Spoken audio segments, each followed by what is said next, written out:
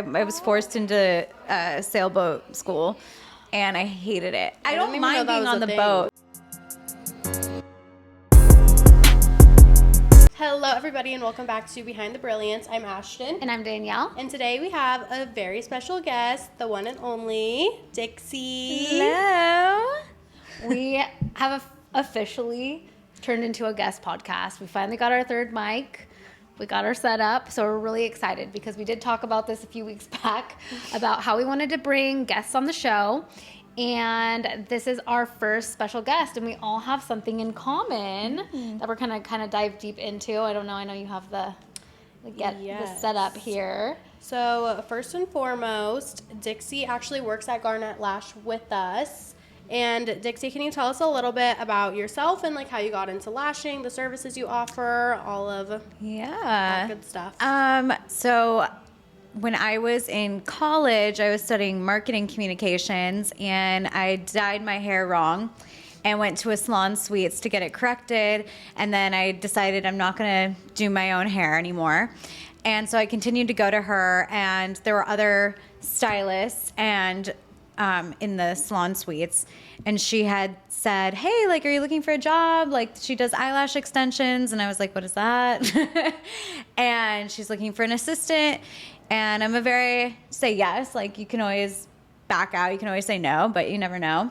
Yeah. So I said yes to interviewing, and we got along. It was really fun. She was like, it was a fun environment. I love beauty and skincare and makeup. So it kind of all went together. And so I was just her assistant at first. I would just answer the phone for her, text her clients, order product for her.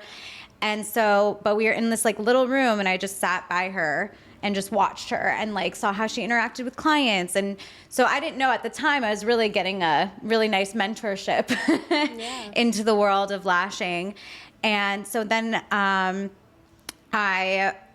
we turned it into an internship so I could get credit and be there more often. And so I was their assistant, the manager of the salon, social media. And then for so many years, people would ask me, because you get to know the clients, and they'd be like, hey, when are you going to start lashing? And I was like, never. That looks so hard and tedious. But the owner just, I don't know, saw something in me, or just kept saying, give it a shot, like, just see it. And first time I did it, hated it. Took me 4 hours to do a set, and she opened her eyes and it looked like I did nothing. I was like, great, cool.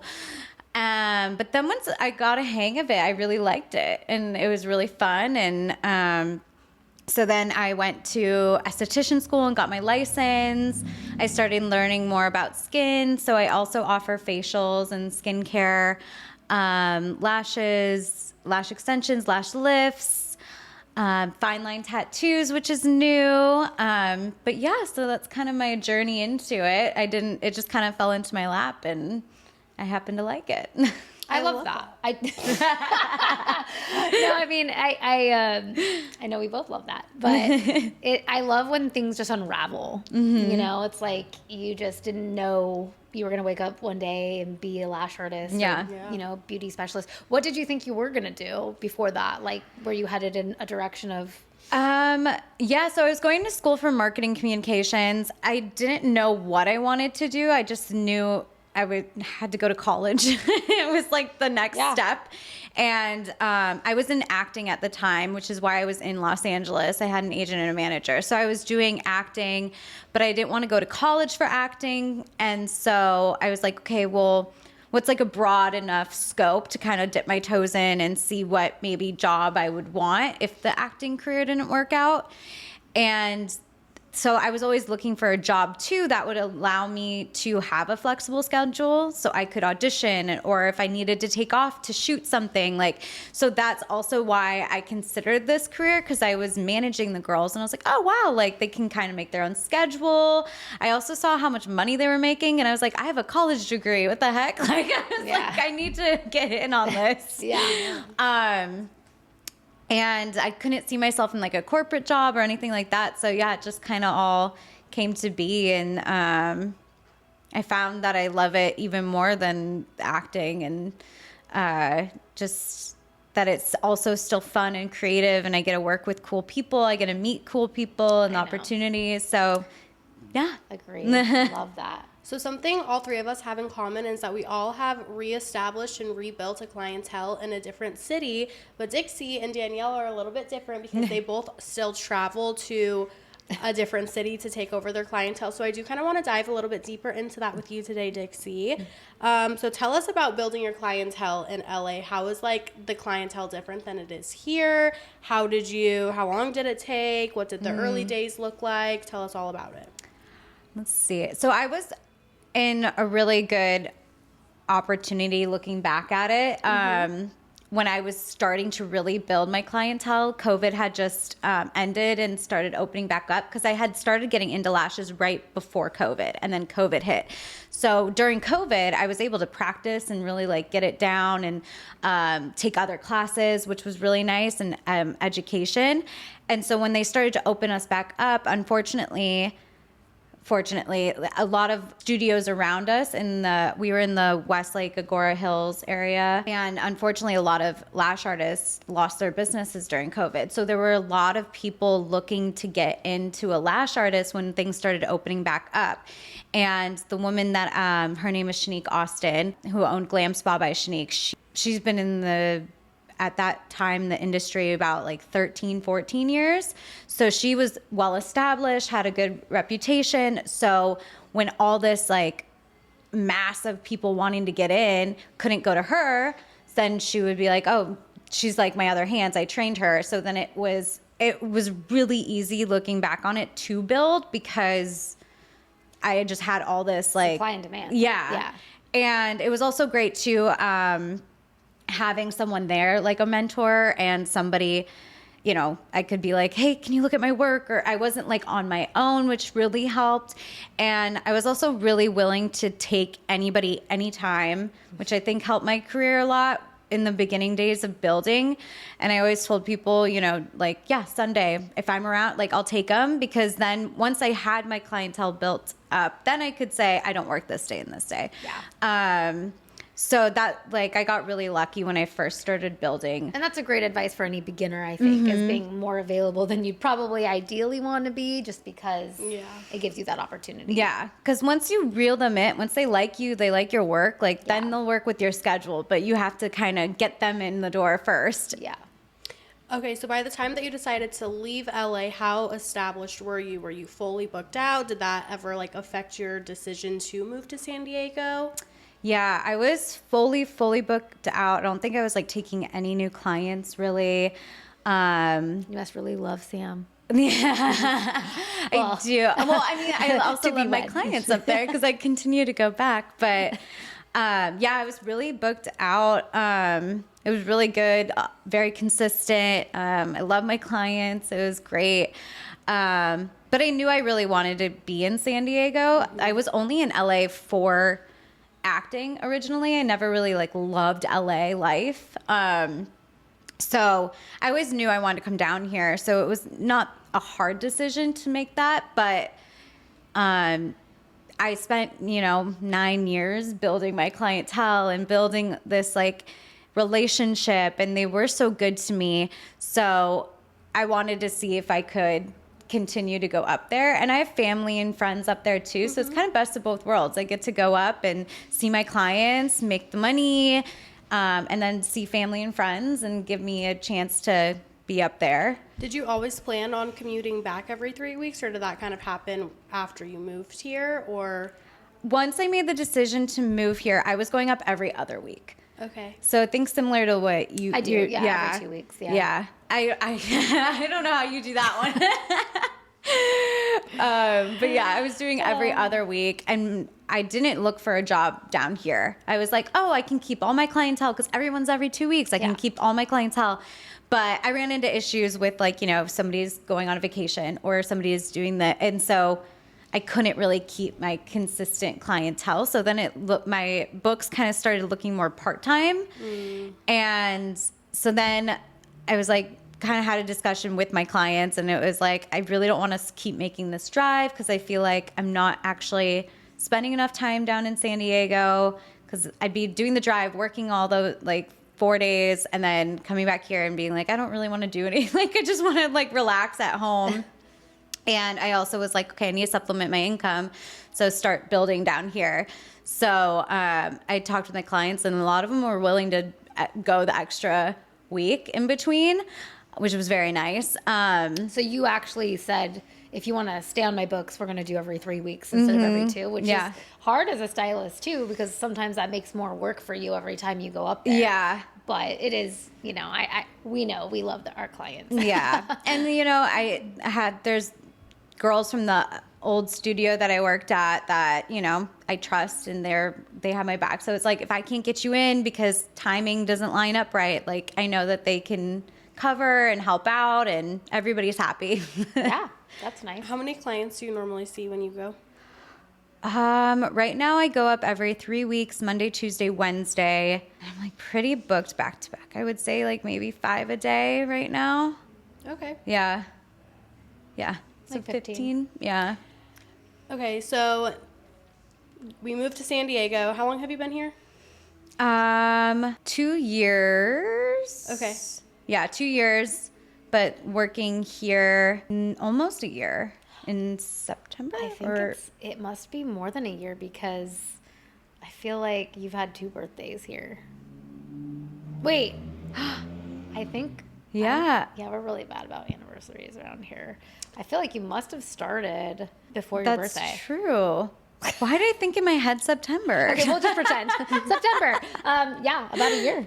Wow. What did building your clientele here feel like compared to building it in LA? Are the clients different? Is the market different? Was it harder, easier?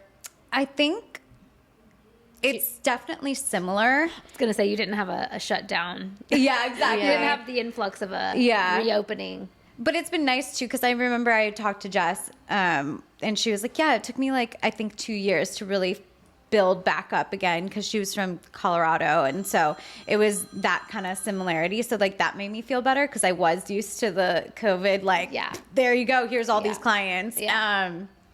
So I think it's been a pretty consistent like growth. The clientele is different in the sense of, I feel like, and maybe it's just I haven't found that niche of people, but I've been getting a ton of lash lifts. And I don't know if that's because we're at the beach or summer or traveling or anything like that, but I feel like in LA it was like the dedicated, like, I am here at 2 weeks. I've just seen within the last 2 years just the flooding of interest in the lash lifts. I think definitely just time and trend wise, lash lifts have just become a much higher demand. And perhaps too, just, you know, there's the people who never were candidates or willing to do the lash extensions have found like a place to kind of come in.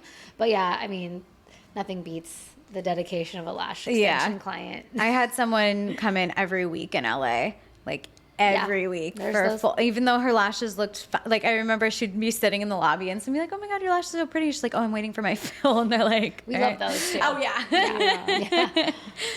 But yeah, just a different kind of, maybe look too. Like they definitely were a little more dramatic up in LA, I think. Yeah. But yeah. Okay. If a lash artist came to you tomorrow and told you that they were relocating to a new city, what would you tell them? That's funny, because I just had this conversation with someone. Did you? Who I used to work with in LA, and I haven't seen her since COVID, actually, because she was like burnt out on lash extension. She just didn't love it, you know? So she put her focus into brows, and she's like really loves brows and shaping the brows, brow lamination. And so she has her own studio, and she actually took me out to lunch when I was up in LA this last week, because she's like, I need some advice. I want to move to San Diego. She's like, I just love it there. And like, I'm wondering how it is, like how that transition is. And so I say, go for it. You know, like you will make it happen. What would you say? She came at me. I was going to say the same thing. I think it's really neat too when you, I mean, we've had this conversation before too, where you just really focus and you're really good at something. And it's like, even if you're here, I know like a handful of you do brows, but nobody here is a brow specialist. And so sometimes when you're just going for the gold on a certain service, it's easier to even market yourself, because just throwing out like, I'm new in town, I'm doing brows, but I think what we've talked about before and with Jess as well is like a really good strategy for someone moving to a new city is finding these local Facebook groups. There's a lot of girl groups getting to, you know, I mean, I can't speak for every city, and I know San Diego is a big one, but there's so many like girl groups where people are legitimately just trying to connect and be friends. And then I know you've joined a really interesting networking group. I think finding groups of people that are beyond the beauty industry is a good way to just get your name out, getting models, and just like even doing really highly discounted services just to get your portfolio built up in reviews and like having people repost you on their social media. I think was that your question?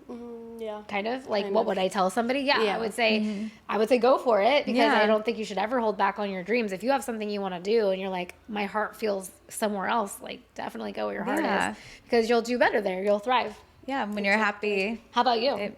Yeah, there you go. You moved from Boise, Idaho. I don't know. I just feel like, honestly, it's like, for me, it was like a mindset thing. Like, I knew that if, like, I put my mind to it and I had, like, a positive attitude about it, it would all work out for me. And just, like, always remembering that everything always works out for me. Period. So, just, like, honestly, obviously you have to put in the work, but, like, also just, like, having a positive attitude about it. Yeah. I do. I love that. I do.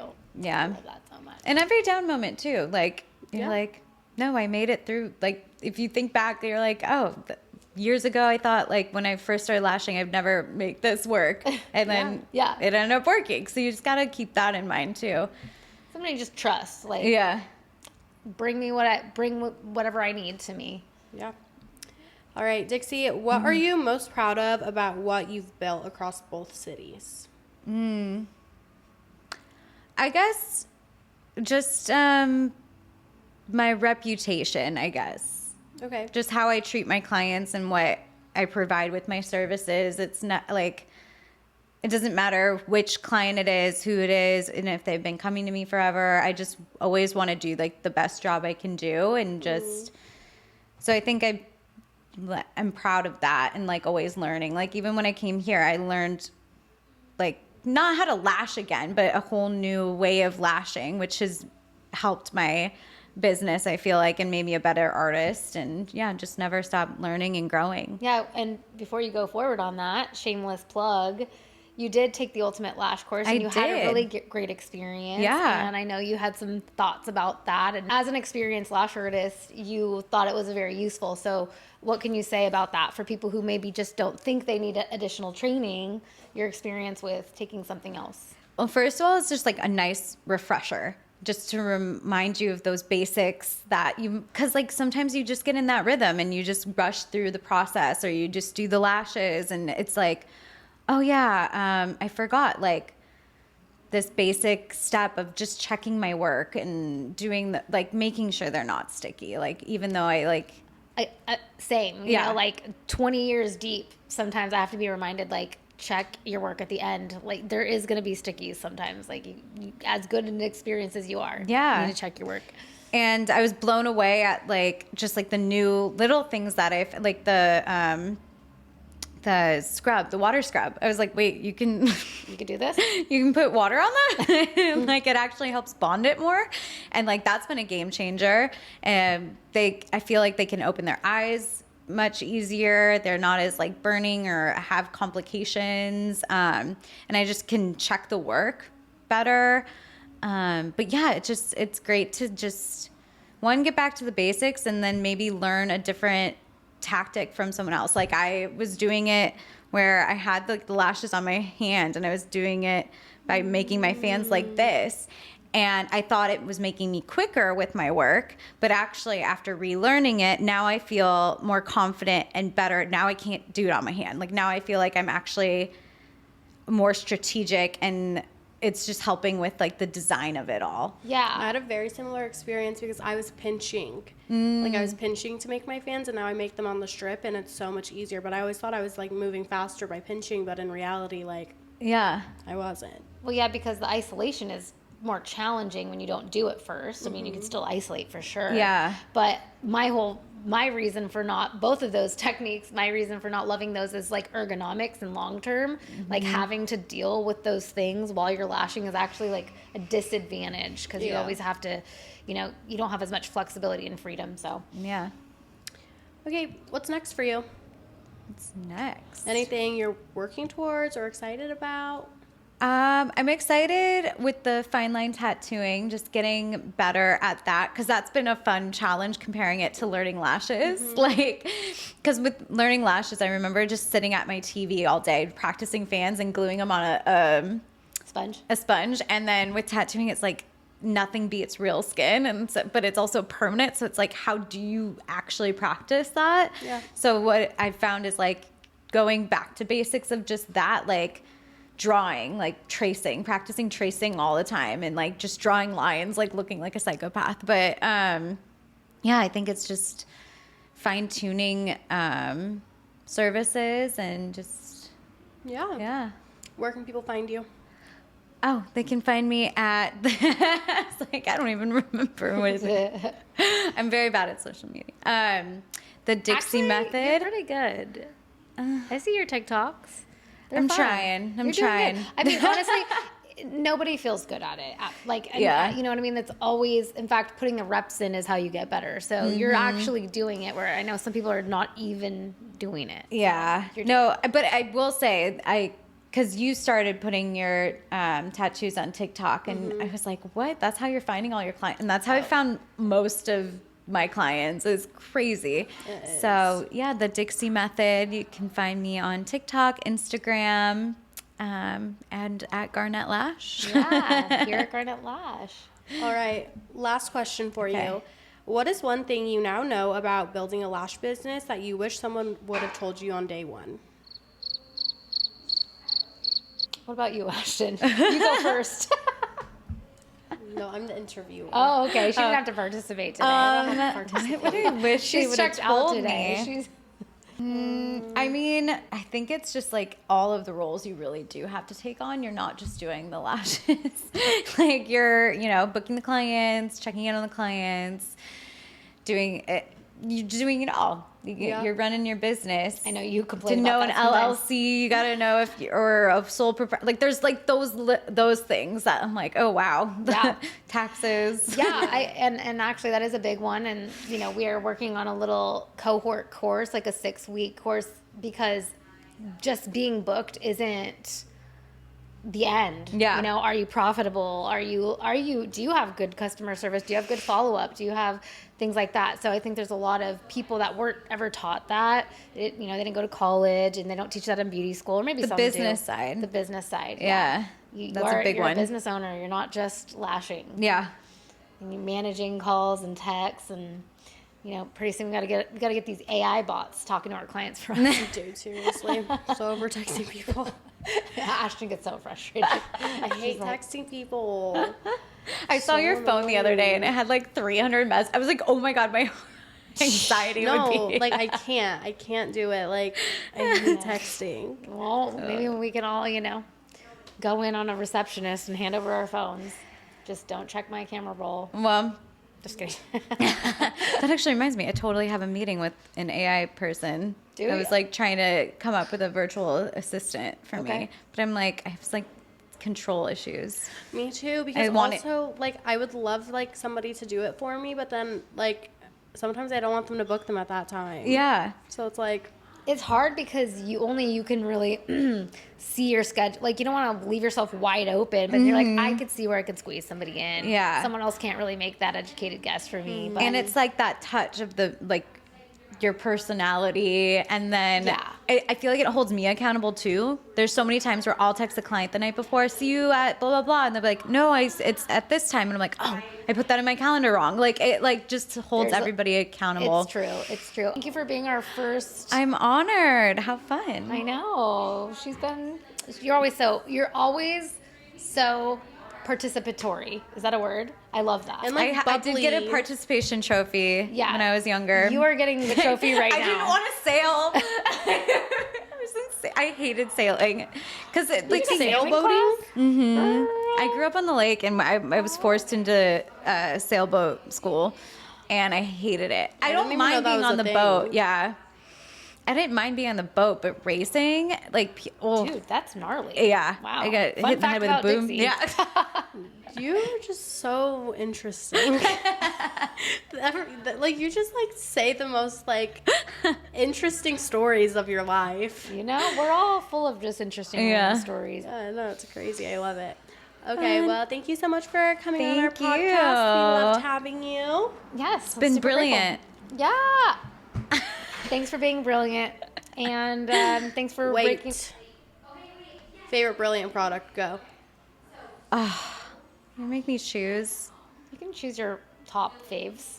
I love the lashes themselves. Like, I've never been able to make nicer fans than the Soft line. Mm-hmm. that would be my favorite. And then runner up is the Black Magic Yeah. for sure. What tweezers do you use? I don't know the name of Smooth it. operator. Smooth operator. Like, I don't know. I just use it. Do you use a precision straight to Isolate? isolate? Oh yeah. All right, well, you heard it here. Softline Lashes, Black Magic Adhesive, Smooth Operator, and Precision Straight Tweezer are Dixie's go-to products. Oh yeah. Thanks, Dixie. Thanks, Ashtyn. I think we're participating in LashCon. Oh, yeah, I think we're Oh, on you LashCon. are? I think we're sponsoring LashCon. The one in Orange County? No, so Or- it's actually in San Diego. Oh, it is. It's usually in Orange County. Yeah. In 1 month, LashCon is taking place in San Diego. And I was a Who knew? speaker in 2022, I think. And also I sold the domain to Lashcast. That was mine, but that's okay. We sold it. So I have like this like relationship with Paul. Yeah. But I keep getting their emails and I'm like, maybe we should get a little sponsorship spot. And so we might sponsor like How one of their parties fun. and just go get involved. Yeah. Cool. So I did not know that it was gonna be in San Diego. Catch us on the red carpet. catch us on the red carpet Sunday night. All right. That's All right, guys. Kisses, love you, bye. Tried to end this 4 times already.